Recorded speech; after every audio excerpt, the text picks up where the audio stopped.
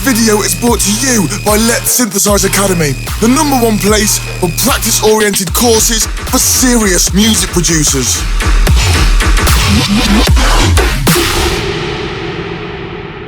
Hey, Dan Larson here, welcome to the newest Synthesize Sunday episode, and today I want to show you how to make sudden death style machine gun basses, something like this.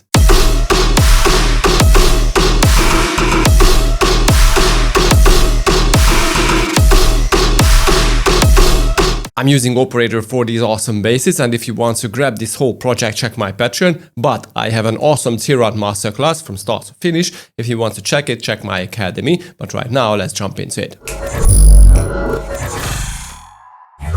Yo, okay, so this is the main gun. I'm using 3 layers. The first is the operator, the main gun. There is a sub under it, very heavily saturated sub, and the noise layer. That sounds so cool, especially all together with the main gun.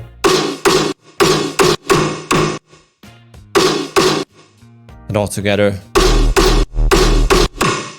Okay, so the cool thing in this gun is you can play around with the pitch. Or with any other of the operators.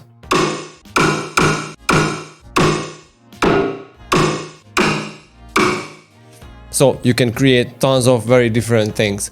And this is so cool in Operator and in every FM synth basically, that the possibilities are endless. And this is the rag that really transformed the sound from this stupid FME kind of percussion plug to a gun. Because this is the original sound with rag. So cool, I'm going to reveal you what it does. But first let me show you a variation from that, and this is how it sounds. And as you can see, it's almost the same, but without the noise layer. So what I did is just tweaked the FM algorithm and some of the operators just slightly, creating a little difference in tonality. So if you compare the 2 operators, you can see that operator A course and operator B course is different. So anyway, I just tweaked operator A, B course. This is all, and it created such a different noise, and that is so cool. Okay, let's get back to the original gun.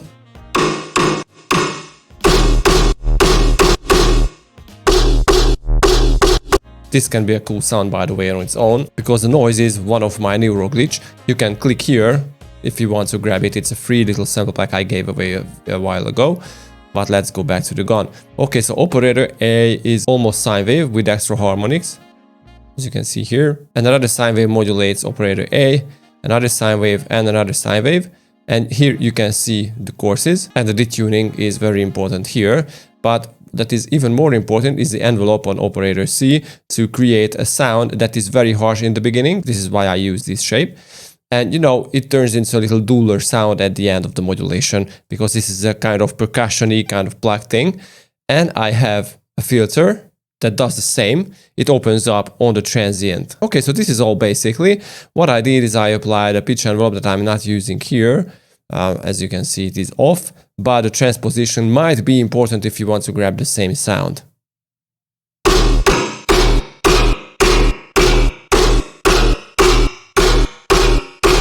So let's go. So let's check the rack, because without that, it's really just a kind of percussive hit. Okay, so I'm starting the whole thing with a reverb. That is important because if you want to have big sound, you want to make the listeners believe that it is in a big environment. So this is why the reverb can be important. And this rack is interesting. So I was trying to reproduce the kilohertz guys plugin that is called disperser, and this thing basically creates the same thing. 6 instances from EQ3s, and this is funny because at the cut points where it splits up the frequency to 3 bands, the low cut and the high cut, there are some overlapping frequencies, and that creates a phase shift kind of effect, and that is the same thing what disperser does. And if you create a few instances, I'm using 6 again, it can create a similar effect. So let me show it to you without that. The difference is slight, but you can hear a instead of the tu. So on the transient, you can clearly hear what it does. So if I activate the other effects, maybe it will be a little easier to hear out what it does.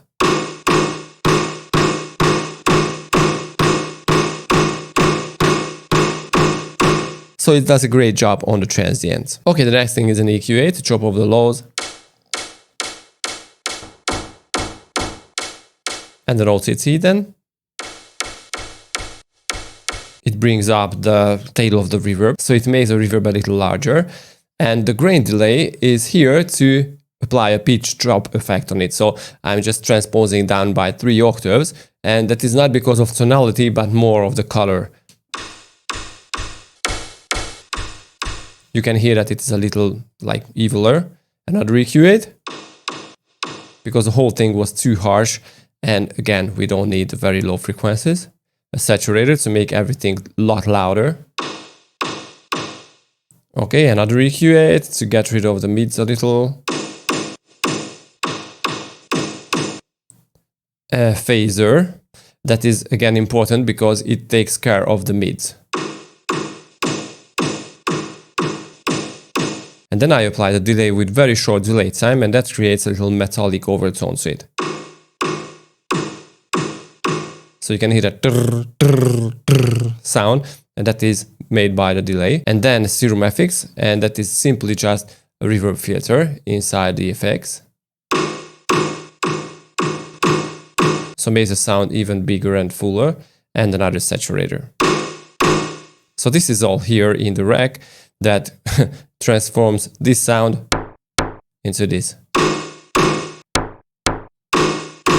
Okay, let's see the sub. That is important because you know what I have is a simple sine with this envelope and some FM on the very beginning of the sound. So this is why it has this and not just a simple sustained sound. For guns, it can be very handy. Alright, in the filter, I applied a hard shaper, then an amp module, and a low pass filter. Because obviously we don't need these very hard mid and high frequencies on the sub. Okay, and then this glitch sound, original, this is how it sounds. So you can grab it from this video that I linked here. And this is all together, they form a really, really cool sound.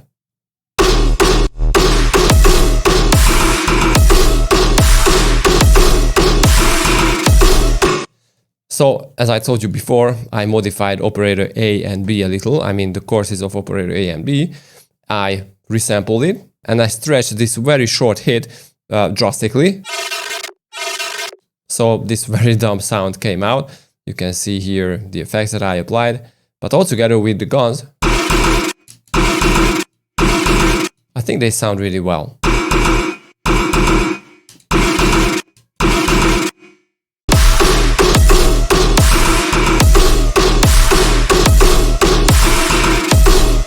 Okay, don't forget to check back next week. Also check my academy for the awesome tearout masterclass and my Patreon for this cool project. And see you guys next time. Peace.